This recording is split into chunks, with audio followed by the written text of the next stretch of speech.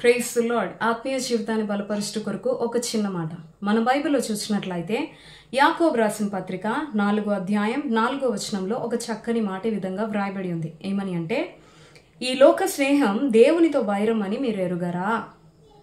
ఈ మాట ఎవరు సెలవిస్తున్నారు అంటే, భక్తుడైన యాకోబు ద్వారా సాక్షాత్తు ప్రభువైన యేసుక్రీస్తే తెలియజేస్తున్నారు.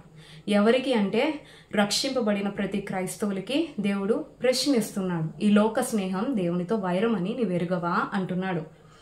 ఈ మాటలు వింటున్నా ప్రియమైన దేవుని బిడ్డ, ఈరోజు నీవు ఎవరితో ఎక్కువ స్నేహం చేయడానికి ఇష్టపడుతున్నావు? ఎవరితో ఎక్కువ స్నేహం చేస్తున్నావు? లోక స్నేహం చేస్తున్నావా? లోకాన్ని ప్రేమిస్తున్నావా? లోకంలో ఉన్న మనుష్యులతో, లోకంలో ఉన్న వస్తువులతో, లోకంలో ఉన్న సోషల్ మీడియాతో, ఇంటర్నెట్తో, చాటింగ్స్తో, ఫ్రెండ్స్తో, వీటితో ఎక్కువ స్నేహం చేస్తూ నీ సమయాన్ని వ్యర్థం చేసుకుంటున్నావా? లేకపోతే నిన్ను ప్రేమించి నువ్వు నశించుకోవడం ఇష్టం లేక నీ కొరకు ఈ లోకానికి దిగి వచ్చి తన ప్రాణాన్ని పణంగా పెట్టి నీ స్థానంలో నీ శిక్షను ఆయన భరించి తన ప్రాణాన్ని పణంగా పెట్టి నిన్ను ప్రాణం కంటే ఎక్కువగా ప్రేమించిన ప్రాణ స్నేహితుడైన యేసుక్రీస్తుతో స్నేహం చేస్తున్నావా? ఒక్కసారి ఆలోచించు. యేసుక్రీస్తు కంట ఈ లోక స్నేహం ఎవరైతే చేస్తారో వారంటే దేవునికి అయిష్టం, దేవునికి ఇష్టం ఉండదని ప్రభు సెలవిస్తున్నాడు. ఎందుకు అంటే, నీవు ఈరోజు స్నేహం చేస్తున్నావు కానీ ఈ లోకంలో ఉన్నదంతయో ఒక రోజున గతించిపోయిద్ది. లోకమును దాని ఆశయు గతించిపోయిద్ది. కానీ ఎవరైతే దేవుని చిత్తమును జరిగిస్తారో వారే నిరంతరము నిలిచి ఉంటారని బైబిల్లో తెలియజేయబడుతుంది.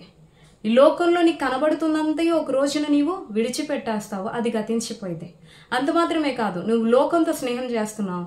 ఈ లోక స్నేహం కూడా దాని వెనకాల నువ్వు ఆలోచించినట్లయితే ఈ లోక స్నేహం వెనకాల స్వార్థం ఉంటుంది, ద్వేషం ఉంటుంది, ఓర్వలేనితనం ఉంటుంది, నీ హెచ్చును చూసి ఓర్వలేనితనం ఉంటుంది, కక్ష ఉంటుంది, కుళ్ళు ఉంటుంది.